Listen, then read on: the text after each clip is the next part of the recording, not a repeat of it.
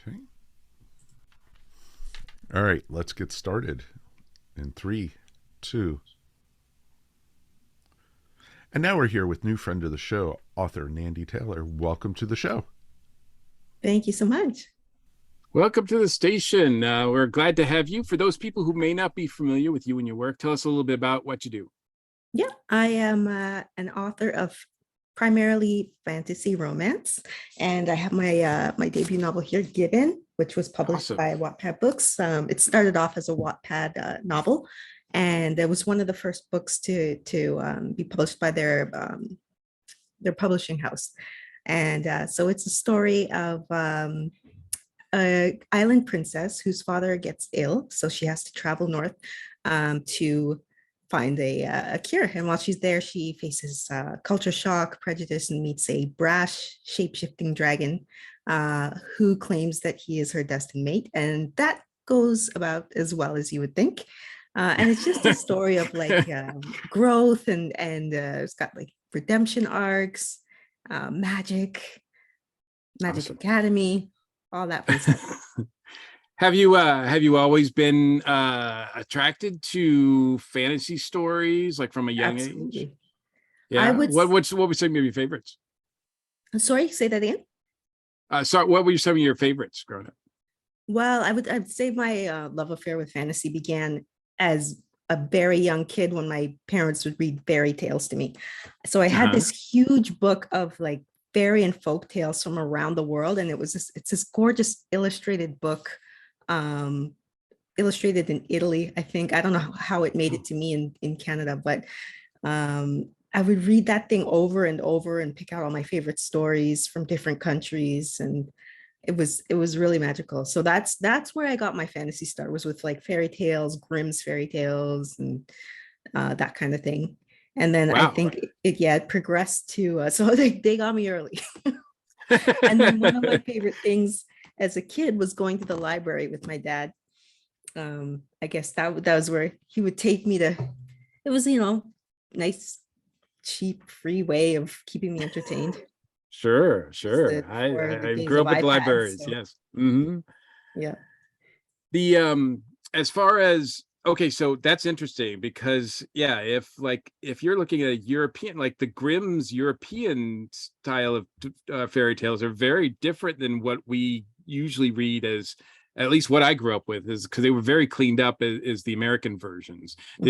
Is that did you get the sort of closer to the real versions, the I European, the think actual so. yeah. Looking back, I'm like this. Some of the stories, I'm like, this was for kids. Right, that's what I was Seriously. thinking. Like some of those are, I Like mean, some of they're it, called like Grimm I for a reason, enjoyed I it. think, right? Like I remember one that stands out to me was a Russian fairy tale about a woman, a princess named Vasilisa the Wise. And there was a prince who wanted to marry her. And she told him, okay, you have to have a trade. And she gave him all this like advice. I can't remember all of it, but um, he got like kidnapped on the road, and she told him to learn a trade. So he learned how to, I don't know, I think it was sew or something. And the Hmm. kidnappers, um, they took everyone who had no trade and like boiled them in a big pot or something like As that. you And do. he escaped because he learned how to do something. He had like a use, and because the princess told him to do that. It was wild. It was wild. Some of the stories in there. It was really dark. Those tales just, when I read them to my son when he was younger, he's like, Dad, these aren't like Disney. No, Not no. at all. Not at all. So when did you make the transition from reading stories and enjoying stories to wanting to author them, write them? Was that from a young age as well? Yeah, I remember my first real writing was when I was in grade 3, so about 8 years old. Hmm. At the height of Power Rangers, we used to have creative writing hour every day after lunch at school, and I used to just write Power Rangers fan fiction. I didn't know it Hmm. was fan fiction at the time, or I don't think Sure. I'm not sure if there was even that term, but I was just writing my little stories about Power Rangers and me being a Power Ranger too, and that started it all. Wow. And so this is, you said your first novel, your first published novel? Yes. Awesome. That's awesome. And talk about the origins of this. Like, has this been brewing, the story brewing in your head for a while, or what was the inspiration for Given?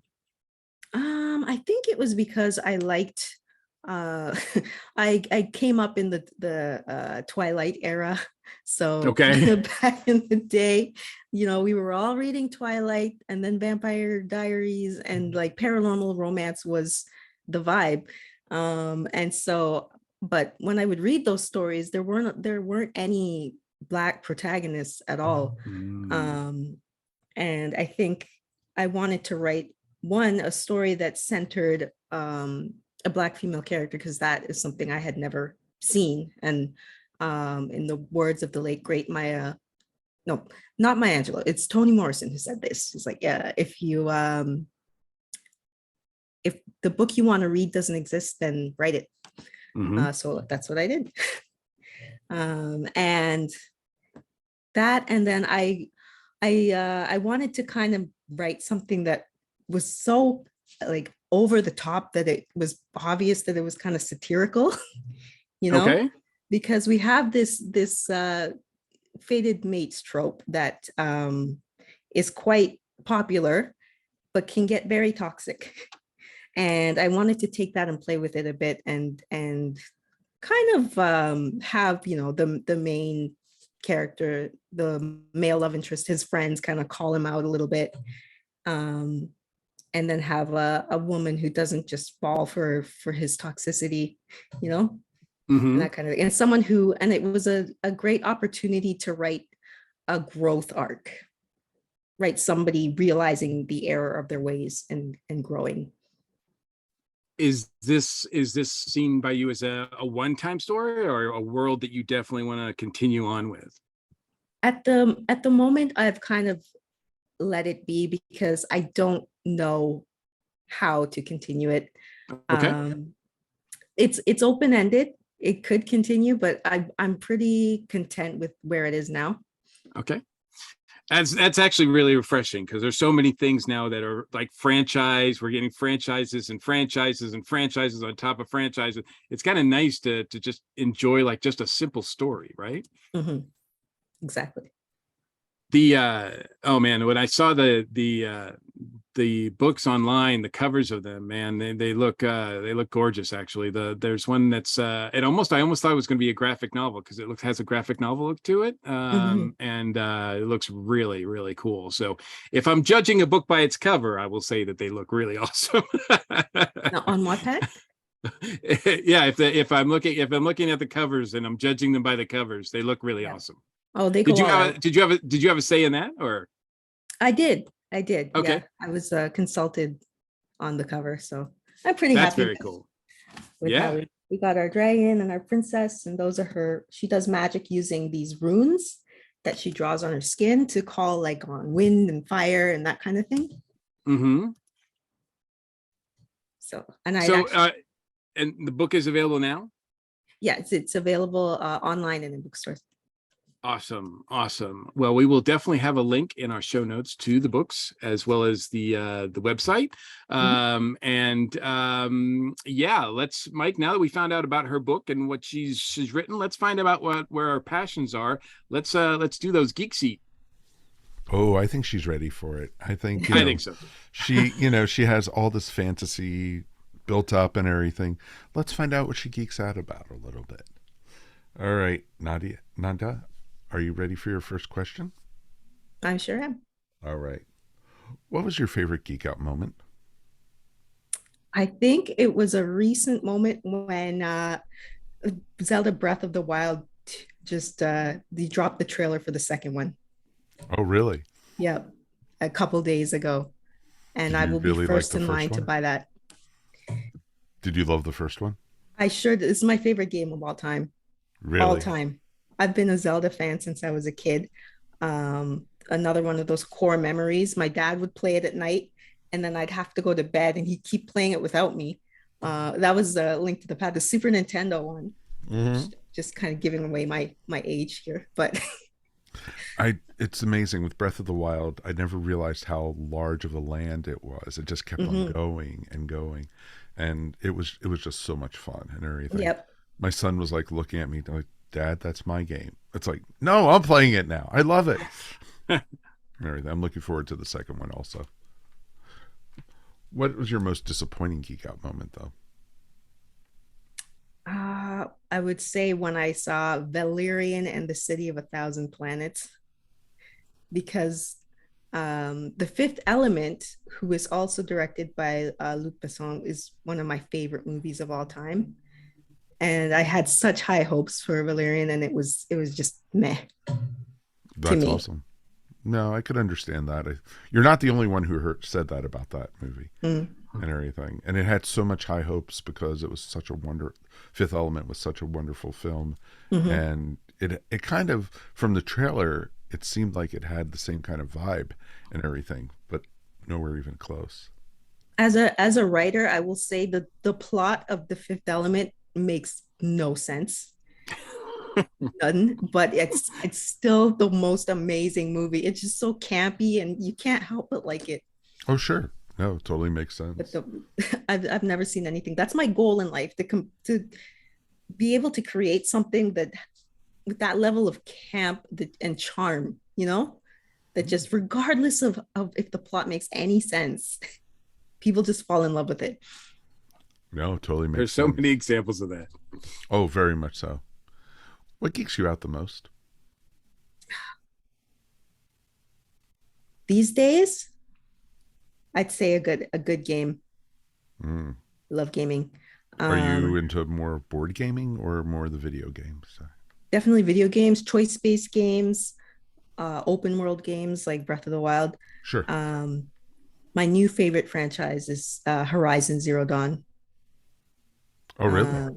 Yeah, that one I remember like losing sleep playing the first one because I just had to know what the story was, and it's this kind of post-apocalyptic world, and I wanted to know how did we get here, and it's just so visually appealing, and it's just a whole experience.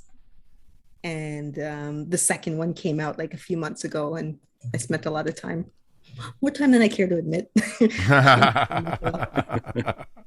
Oh, that's I tell awesome. myself it's research. I'm learning Research, story. research. That's good. Yeah. Good. You know that already. Good. Then you Yep. could also do it as a write off too, which is even better. Exactly. Mhm. Exactly. And you could even charge off your time.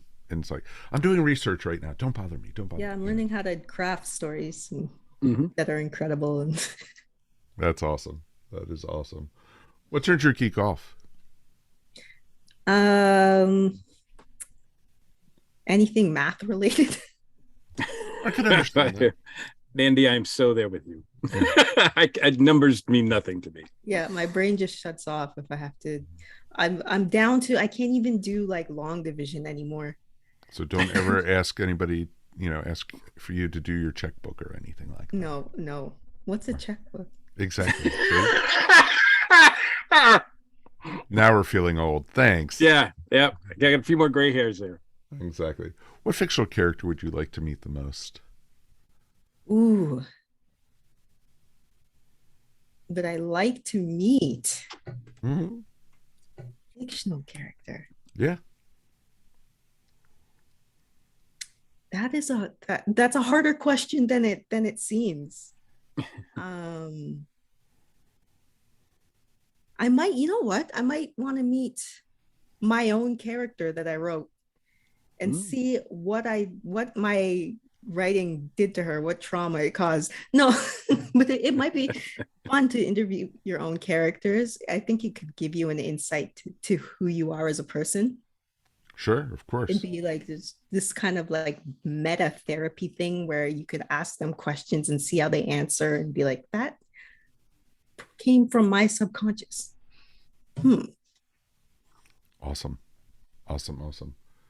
What fictional character would you not like to meet, though? The Joker. Number one answer. Man, it comes up so much. Yes. That is awesome. That is awesome. For me. That is fun. What geek word, phrase, quote, or pose is your favorite? Geek quote. Oh, like a meme. Whatever. Yeah. This is your segment. I'm gonna look back on this. This is one of those things. Why would you do this to me? Because I'm gonna go back tonight and be like, I should have said this. Um, it's probably That's some kind of Simpsons quote. Of course. Some Simpsons quote. Got it. I can't think. Cowabunga. There's too many. I can't think of a specific one. Okay, so right now we'll go. Oh, okay, that's fine. Okay, what is your ideal geek occupation? Sorry, I didn't catch that. My ideal. Geek occupation. Oh, well, writing, writing fantasy. Mm-hmm. Yeah, but if I wasn't a fantasy writer, maybe cosplayer. That Ooh. looks fun and seems to be growing in popularity, especially with you have cosplayer influencers now buying Bugattis and mansions from all their view money and That's sponsorships. awesome. No, of course, totally makes sense. What geek occupation would you not like to do, though? Game tester. Oh, of course. I've heard that that's a lot worse than it sounds because you're just playing this game over and over and over again, trying to break it, and it might not be even be a good game. You got to play it like 20 times to find out Gotcha. the bugs in it.